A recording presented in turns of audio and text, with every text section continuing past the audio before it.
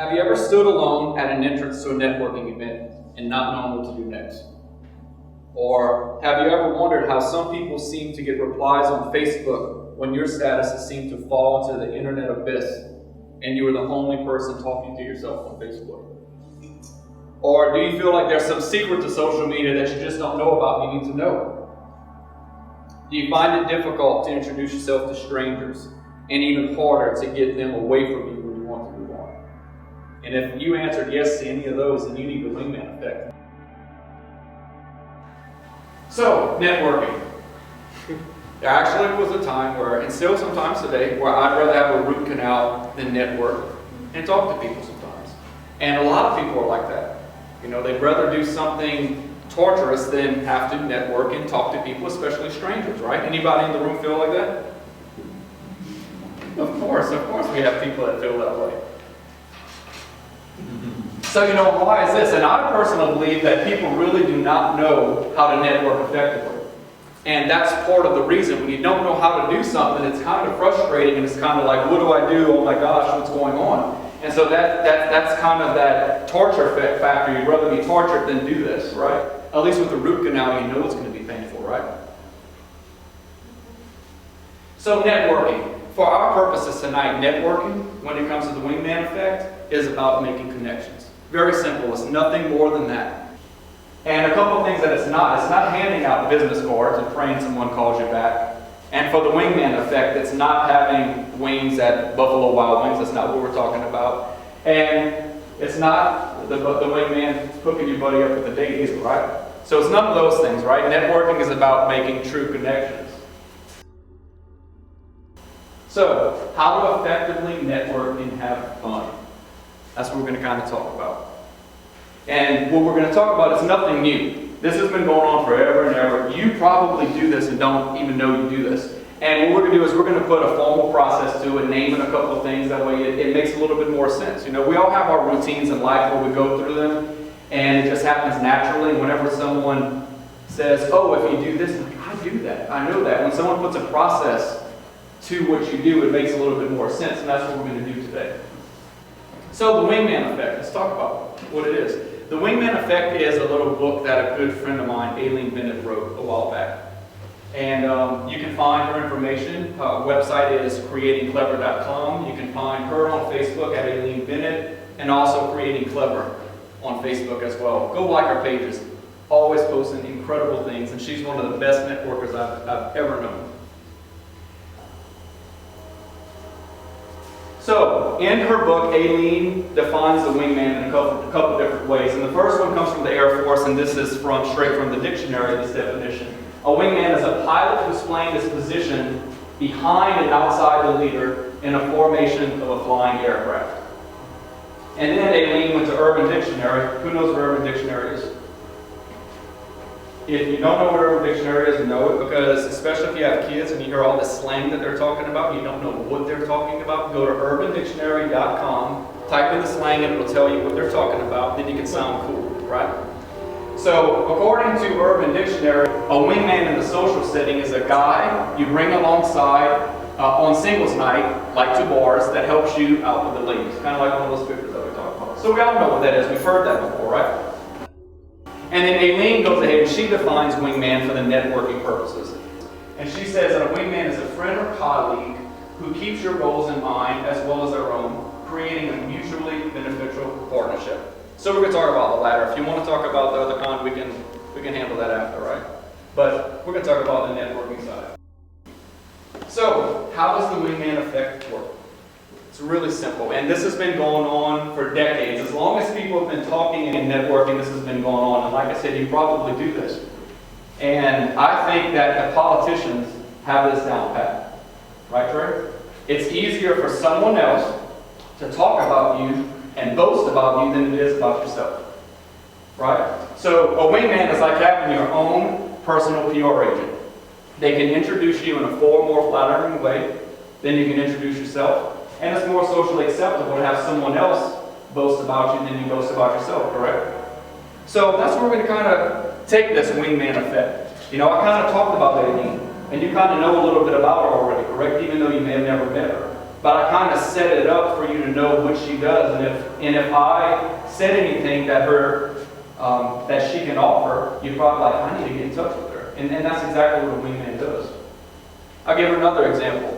If you're at home and your hot water heater busts and you got water all over your house, and I see on your Facebook status, you're like, house is flooded, got to pull up the carpet, got to get new floors, I don't know what to do. This is going to be a nightmare. I can say, hey, contact my buddy Keith. He has Conquered Revolution, and he can get your floors done. He can probably do it faster than anyone else. His price is right. It's more affordable than traditional flooring. And you know what? It's one of a kind. No one will ever have the floors that he can put down. So I can then set that up through that status and say, hey, get with Keith. That's a lot better than Keith going and saying all those things about himself, right? He can give you his sales pitch correctly, but because of my one-on-one contact with him, I can do it in a different way that's a little bit more acceptable than him boasting about himself, right? So, how do you get a wingman? So, if you want to have a wingman, you have to be a wingman. Like we said, it's mutually beneficial, right? Nobody likes to be used. And because we're all people, we have to work on that premise that we're going to be mutually beneficial with one another.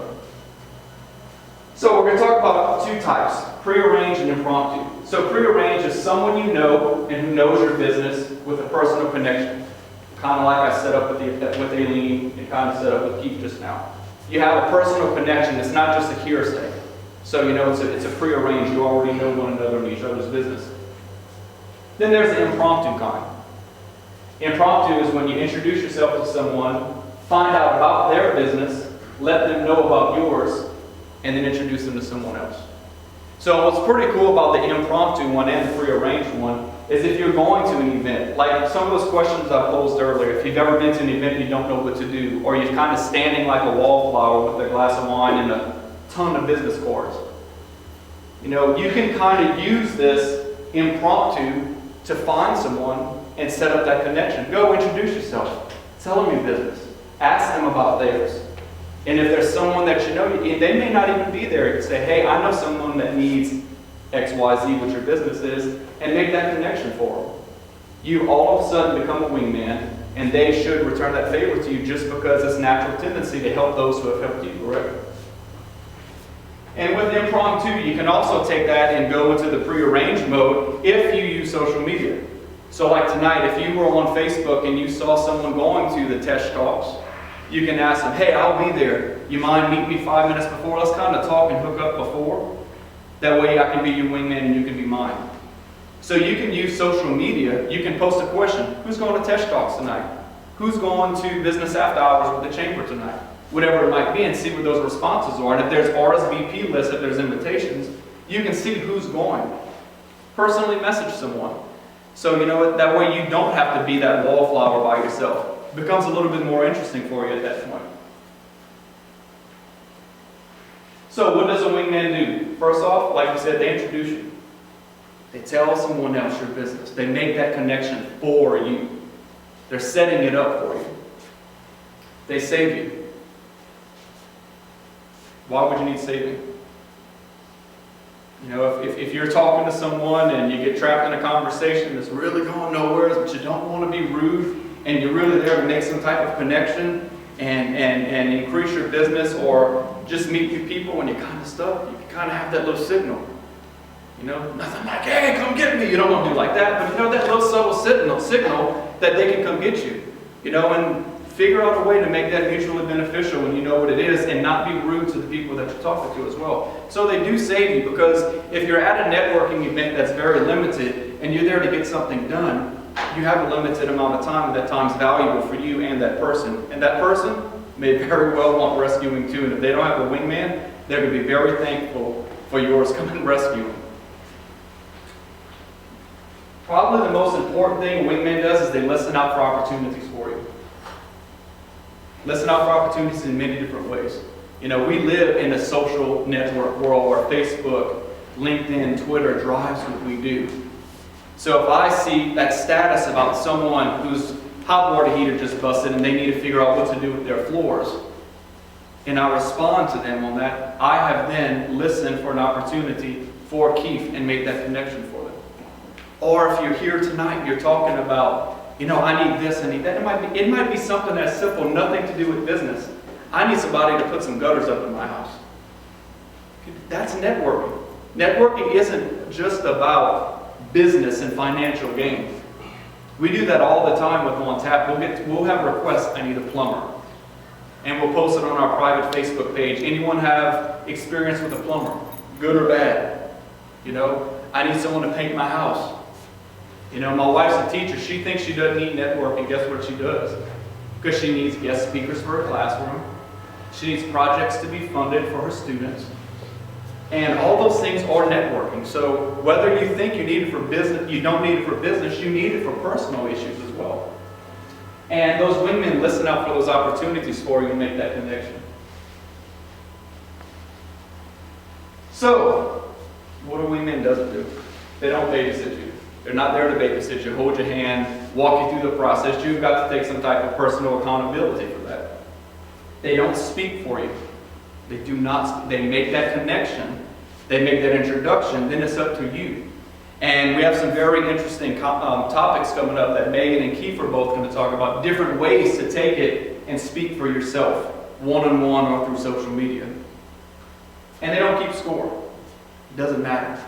If you set up someone with 10 connections and they give you one, it doesn't matter as long as everyone's trying, right?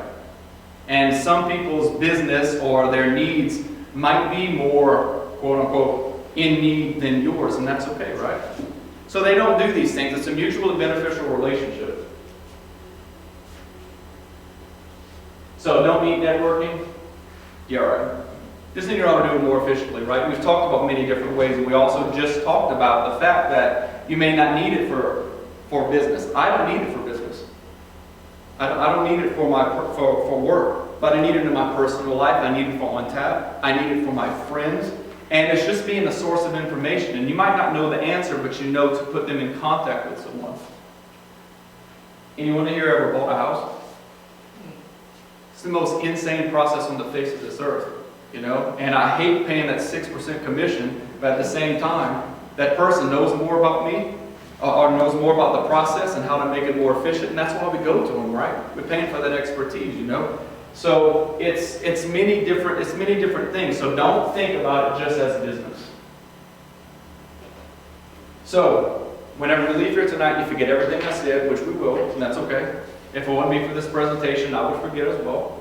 You can go ahead and you can download the quick read, the Wingman Effect. Just go to On Tap's page, IberiaOnTap.com, and under the events calendar where we have TECHE Talks advertised, there's a link there, and you go ahead and print that or save that PDF copy. It's a quick read, really good things. It goes into a little bit more detail than I was given tonight. So go ahead and download that, and I thank Aileen for that. Go ahead and like our page as well. If you have any questions, email her, bombard her. She would love it.